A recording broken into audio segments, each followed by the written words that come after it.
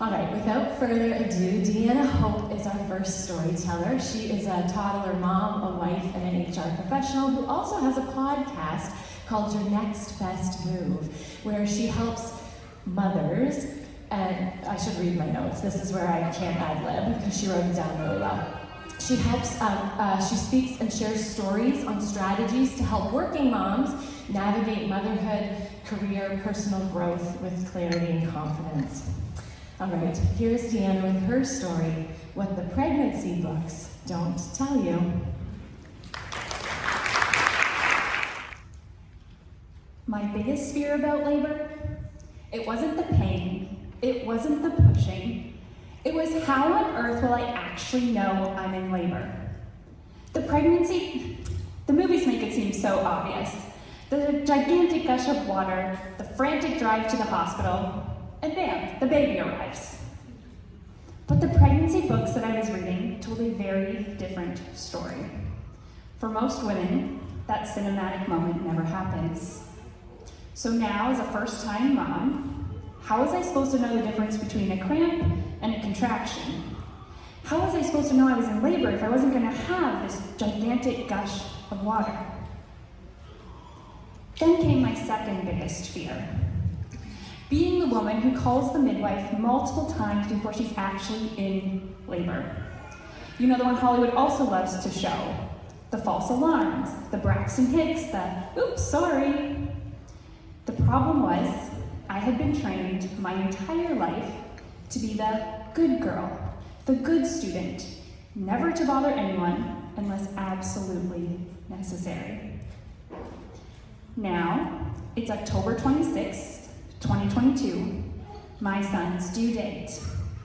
I've been watching for signs of labor, but nothing. A few days pass, it's Halloween night, and I'm literally crossing my legs, hoping nothing happens because I am not having a Halloween baby. Thankfully, the next morning arrives, it's November 1st, it's 5 a.m., and I wake up with some light cramping. I'm able to roll over and go back to sleep for another few hours. But by 8 a.m., my husband and I were up, we're moving around. The crampings continued, and so I think, if this is the real deal, I'm gonna need some snacks. I tell my husband, let's walk to the store. Either way, these cramps are going to continue. Halfway through our 8-minute walk to the store, I stop my husband on the sidewalk and I say, hold on, this really hurts. He says, babe, I think that's a contraction. Maybe we should head back home so we don't have our baby on the middle of the sidewalk? I say, no, it's fine. Let's keep going. I really want those snacks. We make it home. The cramps continue. But I still think, not bad enough to call a midwife yet. By 11 a.m., that's changed. I tell my husband, I'm in too much pain. You need to call the midwife. By 1 p.m., the midwife arrives, she checks me out, and she looks me in the eyes and says, Deanna, you're 7 centimeters already. We need to head to the hospital now. At this point, I can't decide if I am thrilled that I'm so far along already, or furious with myself for not calling sooner. Off we go to the Listowel Hospital, a 5-minute drive from our house. At the hospital, the midwife suggests the birthing tub for pain relief. I get undressed, slide in, and it does help, at least a little bit. But now, after 2 hours of pushing, I'm exhausted.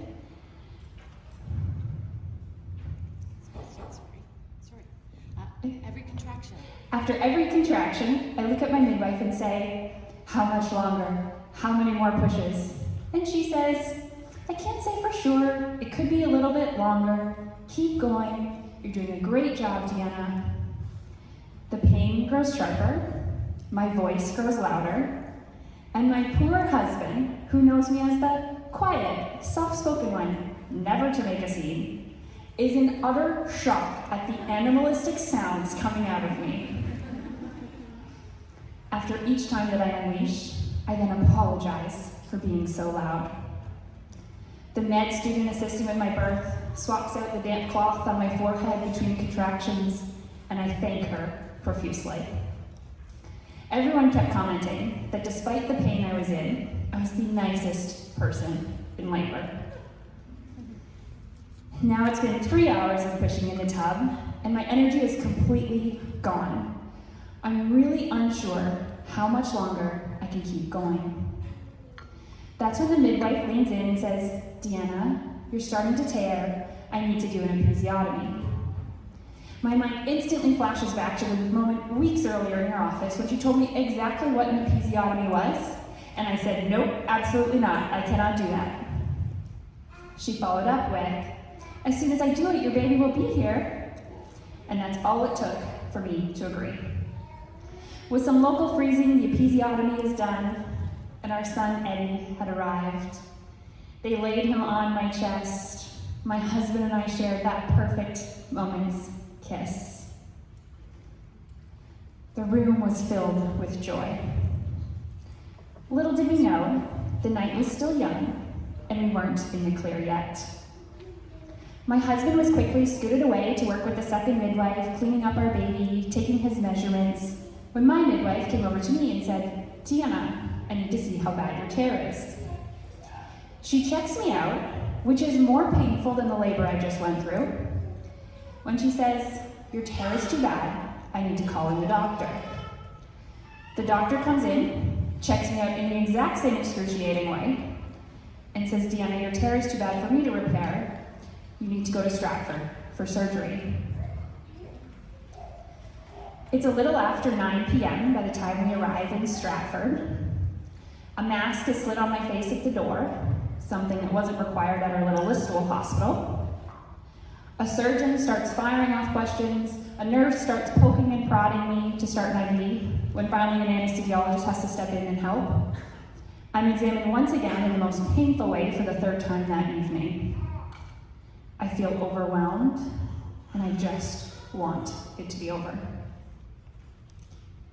I take a moment to glance over at the corner where my husband is cradling our brand new baby, and I feel this pang of jealousy. He gets these first few moments with him, and I don't. Thankfully, my mom has arrived, and she's by my side now, asking questions and advocating for me. When I manage to ask, amidst the chaos, "Can I take off my mask?" the surgeon responds, "Is there any medical reason you need to take off your mask? Protocol says everyone wears a mask." I want to scream, "Lady, I just pushed out a 10-pound baby and you're about to repair my hoo-ha. Is any other medical reason necessary?" But I don't. I'm the good girl, and I keep my mask on. As I lay on the operating room table, the anesthesiologist and his med student on my right, my midwife thankfully on my left, I look around the room and I say, "I bet you get this a lot, but I feel like I'm having a real Grey's Anatomy moment right now." I don't remember if anybody laughed, but in my mind, I was hilarious. The next morning, the catheter came out, I successfully peed, and just like that, we were on our way home. 24 hours later, during the midwife's first home visit, she said to me, "Deanna, I just want to acknowledge how well you did to have a completely unmedicated childbirth. Because of everything that happened, the transfer to Stratford, the surgery, we never really got to celebrate the birth itself." And that felt really good, because honestly at that point I could barely walk, let alone take care of my baby, and just acknowledging what my body went through felt really good. A week later, I'm on FaceTime with 3 of my girlfriends, telling them all about Eddie's birth, about how I can barely walk or poop, when one of them, who hasn't had kids yet, says, "Wait, you know that a 4th-degree tear means you ripped your butthole open, right?" I stare at her, horrified. Wait, I tore what? How come nobody had told me that? How come that wasn't in the pregnancy books? Right next to, "You might poop on the table," should have been, "You might actually rip your butthole open." I immediately Google 4th-degree tear, to see what else I can learn. Another week passes, I can still barely walk, when the midwife stops in for another home visit and asks me, "How are you doing?" I immediately burst into tears, and she says, "What's wrong? Are you sad you haven't been able to see your friends?" I said, "No. I'm sad that my husband gets to take care of our baby, and I'm useless. I haven't even changed his bum yet." She reassured me that there'd be plenty of time for me to do baby care. And she was right. Another week passed, my husband went back to work, and I was on full baby care all day long. I quickly moved from feeling envious of my husband to feeling sorry for myself. A lot. Why did this have to happen to me? When would I be able to stand without being in pain, walk for more than 10 minutes, roll out of bed without it feeling like a full-on workout? But weeks passed, and I was healing.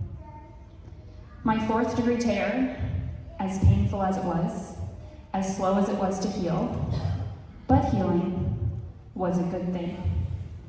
And from all my Googling, I learned that the fact that I was peeing and pooping like a normal human being, very good thing. At 6 months postpartum, I finally laced up my running shoes and exercised. Like, really exercised, not just carrying my 20-pound baby around the house exercising. At 8 months postpartum, my husband and I shared our first moment of intimacy where I didn't burst into tears from the pain.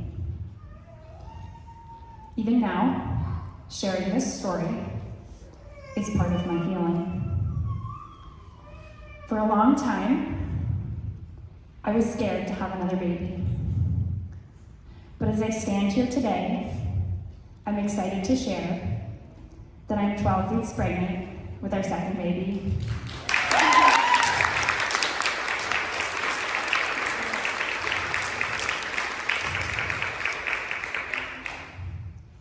After my tear, the surgeon told me that for any future births, I will need an episiotomy, and I will need to deliver at a larger hospital where a surgical team is present, just in case.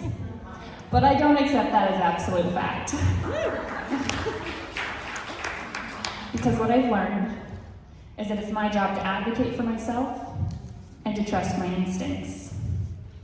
My gut tells me to deliver at the hospital 5-minute drive from my house because the thought of driving 40 minutes to a larger hospital with more lights and more people gives me more anxiety than reassurance.